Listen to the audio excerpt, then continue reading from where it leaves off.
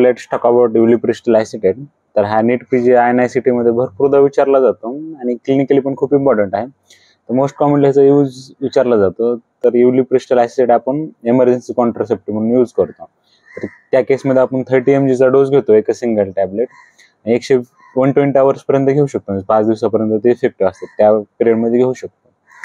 दुसरा ह्याचा यूज विचारतात की ते अजून कशात होऊ शकतो, ते युटर आणि फायब्रॉइड्स मध्ये पण यूज करू शकतो.